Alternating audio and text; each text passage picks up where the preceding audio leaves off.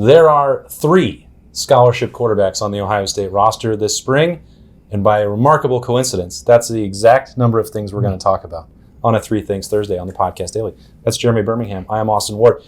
I did have a conversation already this week about the quarterbacks, both reviewing 2024 and looking ahead to 2025, Burn. But since you believe that there needs to be a controversy at quarterback, I thought thing number 1 would be your thoughts on what the spring is going to look like for Julian Sayin, Lincoln Kienholz, and Tavian St. Clair.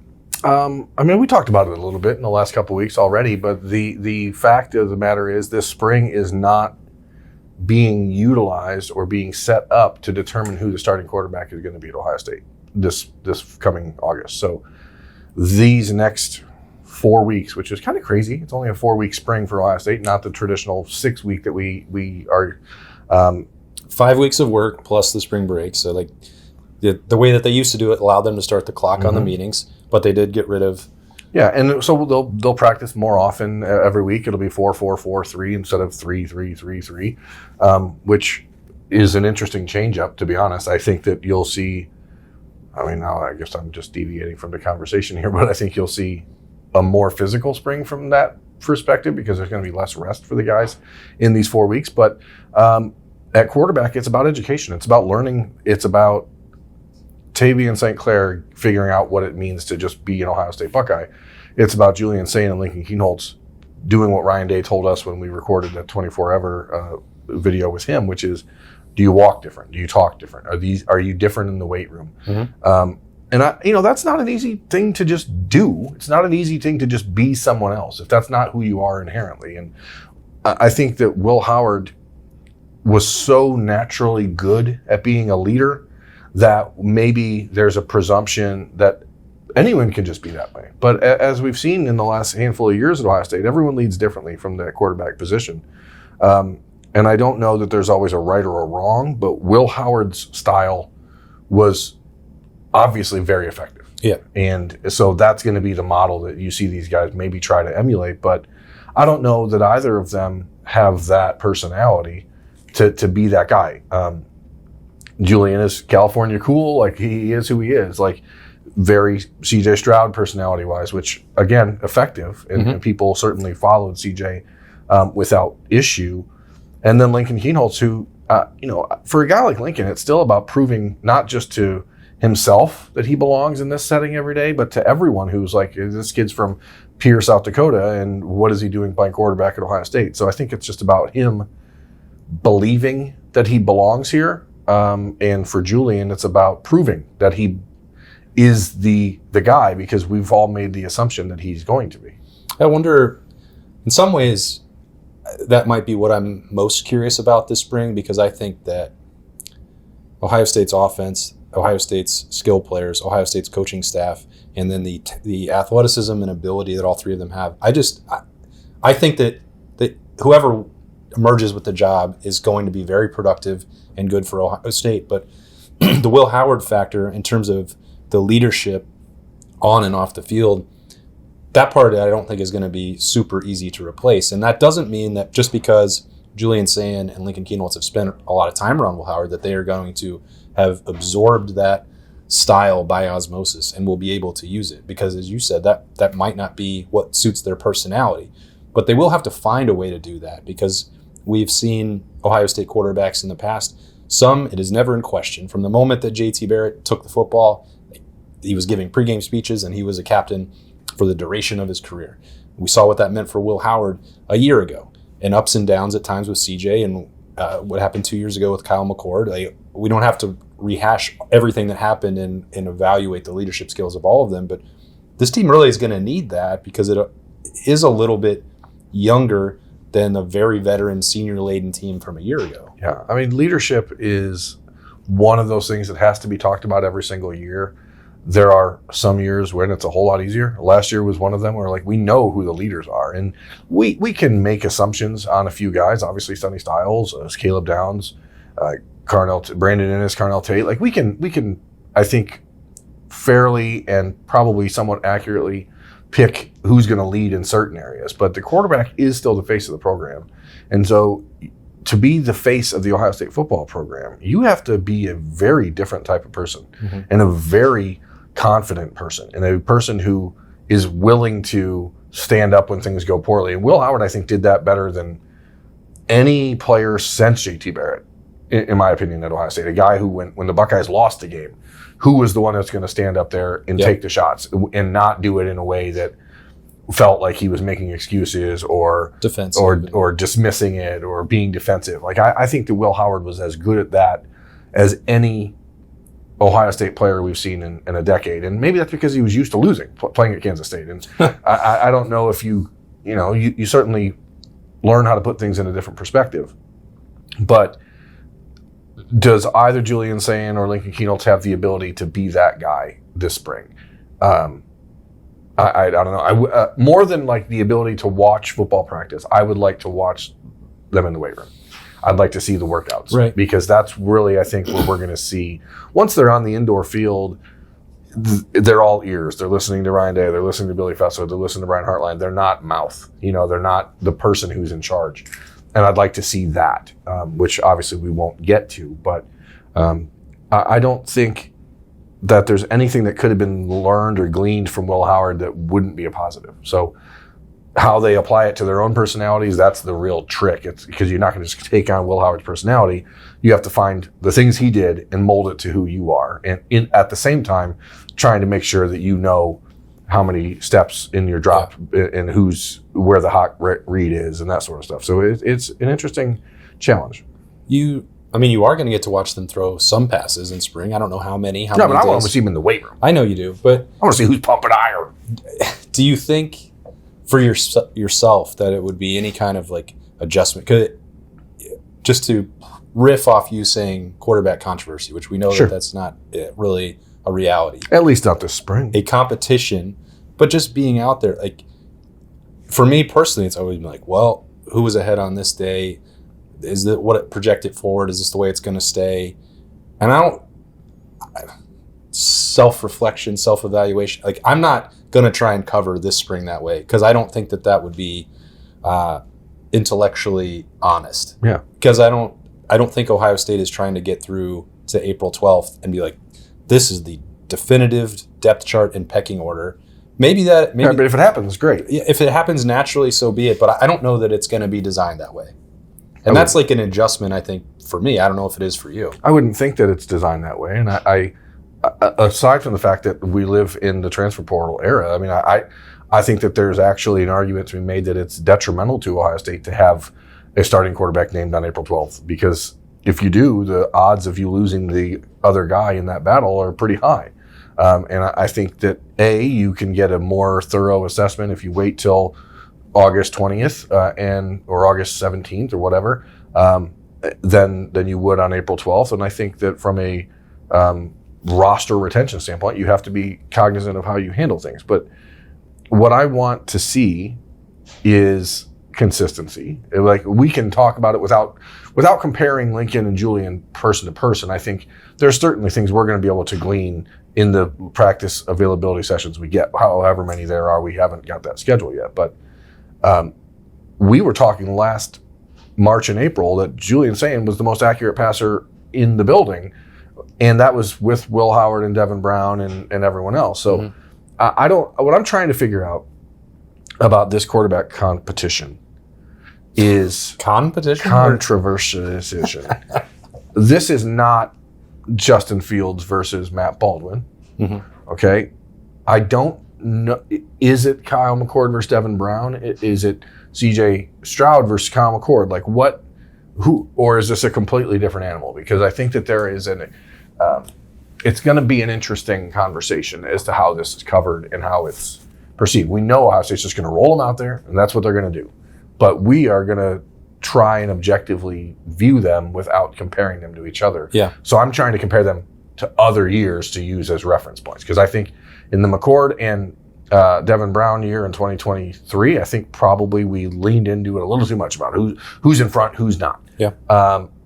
Maybe we did too little of that in 21 between Kyle McCord and C.J. Stroud because Kyle was a true freshman and we just didn't think there was any chance in the world he was going to beat C.J. Stroud out. And in 2019, we all knew that Ryan Day was saying it's a competition, but there was no doubt it was going to be Justin Fields. So where do you think it falls on the spectrum of competition? Yeah, I mean, I do think that 2023 experience was a learning one for me personally, in the way that you cover it, and I was always doing it as based on what I was seeing and what I was hearing. Like, I don't think that I ever said anything that was unfair or wrong, but like, well, we all assumed correctly, which was the guy would be the guy. But that's not that's not my point. Like, to compare them to each other, I don't think is always the best approach. You know, like looking at Devin Brown last spring, it was like, well, he's clearly improved. Mm-hmm. The accuracy, the deep ball, the physical maturation. The best thing that I could do in the spring last year was compare how Devin Brown had improved to the previous version. The same thing for Lincoln Kienholz. And now there's a body that doesn't exist for Tavian St. Clair. That's going to be its own thing. He's a different conversation. This is day one. This is starting completely from scratch for him. But we can do that with Julian Sayin and Lincoln Kienholz, and I think that's more important, because I think that both of them are really important for the duration of the year. So you need to and want to see both of them take steps to improve. My assumption is that, and I've said this a bunch of times, and I'm not alone, Julian Sayin will start. But you are, as the coaches say all the time, a shoestring away, or maybe even not just an injury situation. Maybe you want to do something different in the red zone or in short yardage situations, and maybe Lincoln Kienholz is a more effective weapon in those situations. I don't know. We're going to learn a lot, even if they're not trying to name a starter or a pecking order. But to even take this group of three, and it's probably like it's not 2019 because I don't know that there is a Justin Fields on this roster right now. But we're still a smaller body of work to go off. Not that Justin Fields had a huge one, but I think we knew what those tools could become. And I think for Julian specifically, because I almost glossed him over on Tuesday, which is like, because I think he's going to be the starting quarterback. Like, what kind of starting quarterback is he going to be? Because we've seen him run the football in some of those limited sample reps that he got a year ago. We've seen him throw really accurately in some of the practices that we've seen in the games that he got in. But, you know, who's he going to run this team like? I don't know that I have a firm grasp on that. Yeah, and I think that's the fairest way, though, to assess it this spring is we're comparing Julian Sayin to Julian Sayin last year. We're comparing Lincoln Kienholz to Lincoln Kienholz last year, not comparing Lincoln Kienholz to Julian Sayin. And I think that is something we maybe didn't get a chance to do in 23 because we hadn't really seen anything out of Devin Brown at that point. So it's like, okay, who's the guy? We didn't know. In 2022, it was all C.J. Stroud and Kyle McCord, so we didn't have any real opportunity to see Devin Brown and what he would be. So, like, the thing maybe that we will do, or I'm going to hopefully do, is make sure that I'm comparing and viewing them through the lens of how does he stack up to what he was last spring. Right. Because that seems much more fair and probably much more beneficial than comparing them against each other when we don't get to see all of practice. Or you're getting to see 15 reps, and those 15 reps may look completely different than the last 15. The next 50. So I think that's a better way than trying to prognosticate based on personal bias or recruiting rankings or whatever, because obviously Julian comes in as a 5-star transfer from Alabama, all the accolades, and Lincoln was a guy who Ohio State recruited at the end of the cycle, who was a three-sport star in South Dakota. So if you just were to stack them up that way, like we all assume Julian's going to be the guy, and we still are assuming that, but that shouldn't inform the way that we evaluate Lincoln or Julian this spring. Yeah. But at the same time... And again, Tavian's a totally different conversation. Yeah. At the same time, what you see, what you're told are important because this is the most scrutinized and most important position in college football. So, like, we're still going to talk about it. But I think in that perspective, it's good to evolve over time. And if you don't learn and try and improve, then you're wasting your time. But if there was an actual position competition that could get some clarity in spring for thing number 2, what spot would that be? I think it has to be right tackle. Again, it seems like Groundhog Day around here. I am assuming that Philip Daniels is coming in here to be the starting right tackle for Ohio State, but I don't want to dismiss the possibility of Ian Moore winning that job. He looks like a guy that is built for that spot. And it's not even necessarily just the starting right tackle. It's like who are your backup tackles? Who's tackle number 4? So if I'm picking one spot, it's the offensive tackle, and it's maybe more so important who's tackle 4 than who is right tackle, because I think right tackle is going to be a battle between Ian Moore and Philip Daniels, and then who's backing up Ethan Onyanwa on the left side. This level of football is significantly different than Rice, and I'm not suggesting that Ethan Onyanwa is going to come in here and struggle. I'm saying that the game is much more physical. You don't know how guys respond to getting hit by guys that are actually on their level, and depth in a 16 or 17 game season is going to be vital. So who's able to step up there? We've seen Ohio State now. The interior offensive line feels exceptionally solid and cemented, and we know who the guys are. And then there's just that big glaring, who's at tackle? Yeah. No, I think that, and this is, you look at Ohio State attacking the transfer portal the way that they did with Onyanwa, many view as the number 1 tackle prospect that was available, and Daniels number 4. And you think, well, okay, then that immediately solves your problem. But as you mentioned, like, this is just to bring, devil's advocate to it. Even if we're not just talking about the depth, even the frontline guys, we see them physically, and they look the part without question. They've been around since late December. They've got to go through winter workouts. They're going to be on the field on Monday, and maybe that will immediately alleviate the concern. But the jump in competition for Onyanwa, and then the responsibility, for Daniels, he has started 4 games for a Big Ten team. That's not nothing, but it's also not a huge amount of something. So both, we assume this nucleus in the middle is so good, and then you attack the portal in a really productive way. No questions on the offensive line, should be fine. And I'm not 100% there. I think that the potential of those 6, let's include the transfers there, 4 guys on the interior, Ian Moore's in that mix there. What's that all going to look like? You'd see that that's a group that has all the potential to be a championship caliber line. But I don't think that you would go into March 17th and be like, well, all the work here's done. If you remember sitting in your living room 3 weeks ago talking to Justin Fry, he was talking about how they were on their 10th offensive lineman. Yeah. And right now we can look at this offensive line and pick 6 guys and say, okay, feel pretty good about, and then maybe 7 if you give us Ian Moore. And so now it's like, where are those other 3? It's not just about where's the offense, is Josh Padilla ready to be the backup center? Is someone else able to step up and fill the gap there if Josh isn't? Where are the Armstrong twins in their development? Is there any chance for Carter Lowe or Javon McFadden or Jake Cook, who are all here early? Is there any chance that they push into that conversation? Football is always about the trenches. That doesn't change. So offensive line concerns, especially depth right now, because as we said, 10 versus 7, maybe 7.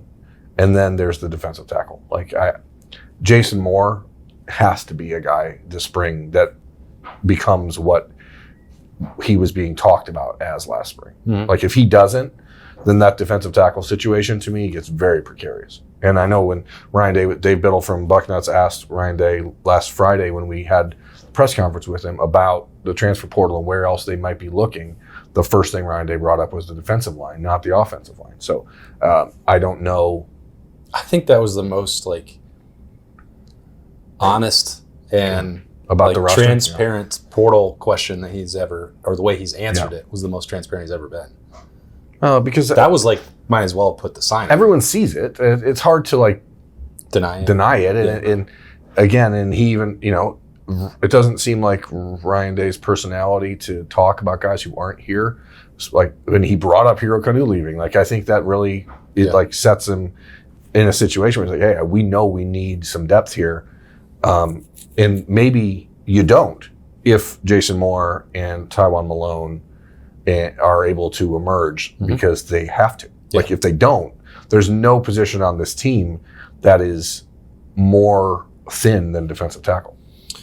And except unless for it's maybe offensive end. tackle or defensive end. Yeah, so that part's going to be really interesting, and I think that's when you forecast how the spring is going to look, because they played a lot of football last year, and the place that you need those physical reps the most are in the trenches, and like that's going to be a delicate balancing act, I think, for Ohio State. Like I don't think this team needs to play 7-on-7. No. Like they already know what they have in the secondary. They know what they have at wide receiver. Yes, the quarterbacks can use those reps, but it's going to be imperative. That's where this spring takes on such a unique look, because we heard from all the coaches last week, and it seems pretty clear that the Sonny Styles of the world, the Caleb Downs of the world, they're not going to be practicing this spring, right? Mm-hmm. But Ethan Anian was a multi-year starter. But he's new to Ohio State, right. So he's got to be out there, right? Like you think. Yeah.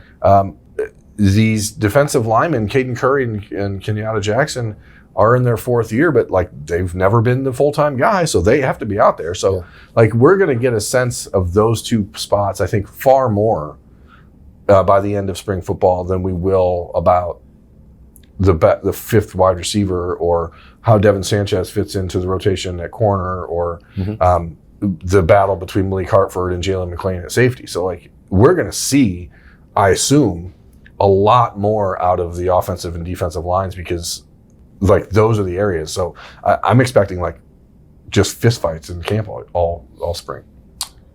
Maybe not actual fistfights. Well, I'd like to see one or two. Okay. Well, that'd be cool. You mentioned a name in there, Burn. Sonny Styles. For thing number 3, the last couple of weeks, it's become a little bit of a preview for 24 Ever. Sonny Styles will be on the show this week. What was the most interesting thing you heard from the Ohio State linebacker? I'm not sure, and this is a teaser, obviously, because this will be the 24 Ever episode with Sonny will be on Friday morning. I'm not sure I believe that he was so willing to move to linebacker right away. I know that ultimately it's a battle of head versus heart in a lot of those situations. I think he's smart enough to know why it was the right decision, but I do think that there was a little bit of reluctance, at least at first, and probably, and maybe he shed some light onto it, until you saw Caleb Downs walking into the building and saying, okay, now I'm not what? Needed here. Right. Now I don't need to be here, but the will linebacker spot needs someone. Yeah. And so I think that's the one thing that really stood out. I know that we always assumed he'd grow into a linebacker. I mean, hell, a lot of people... I think he was trying not to. A lot of people assumed he might grow into a defensive end. But when you see just the way that he attacked it last spring, and we're talking about comparing players versus other players. Like, we were regularly in here going, oh, CJ Hicks, Sonny Styles, CJ Hicks, Sonny Styles.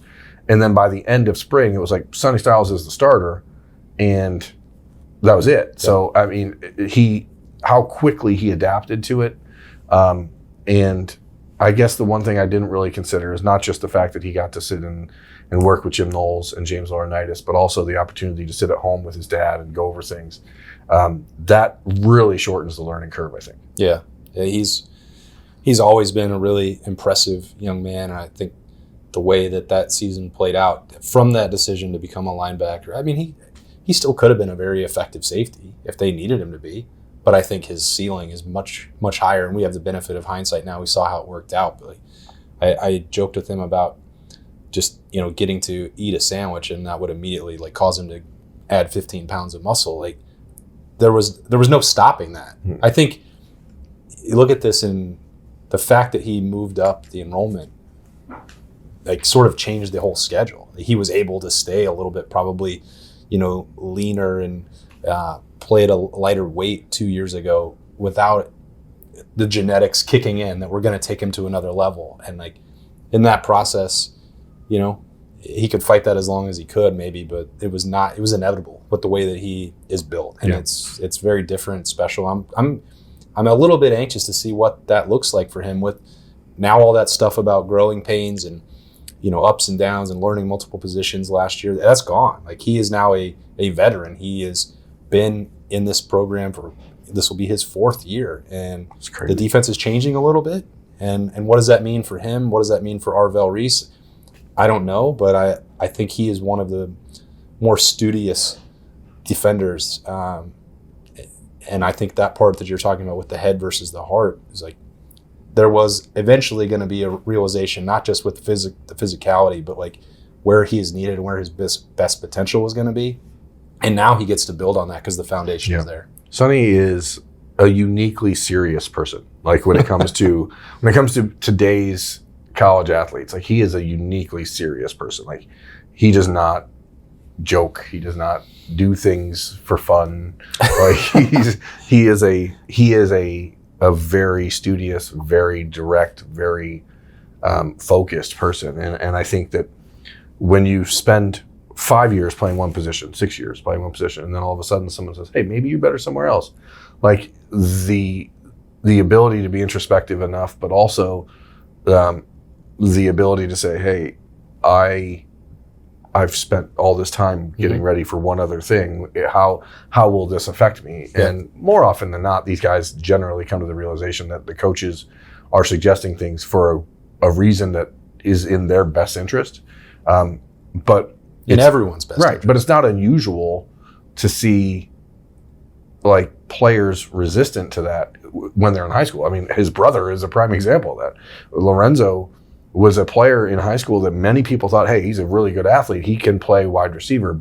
But the majority of people who were in the evaluation space are saying, but you're probably going to be a defensive back. So why don't you just focus on that now? And so a lot of guys get caught up and cost themselves development time because they're fighting that. And I think Sonny relented at the right time. I think that there was a good balance of that too, because he could play safety at that time. And Jim Knowles was saying that there was going to be benefit for him seeing the defense at the back level and then how that would translate once he got to go closer to the line of scrimmage, because there was a sense of inevitability with the coaching staff, at least, that he was going to be there. And then once Sonny was fully on board, we saw the results of that. So, and I don't think that transition happens as smoothly as it does if he's not there with a full-time linebacker coach like James Laurinaitis.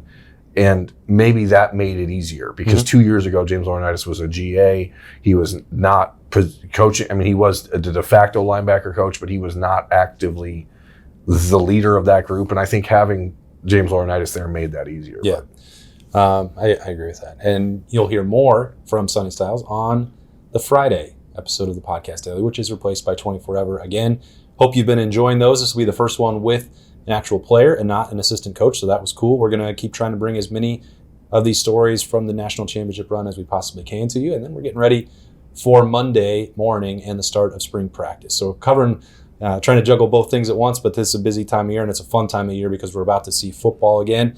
These, though, have been 3 things on a Thursday on the Podcast Daily. We sincerely appreciate you joining us. He is Berm, I am Austin, and we will talk to you later.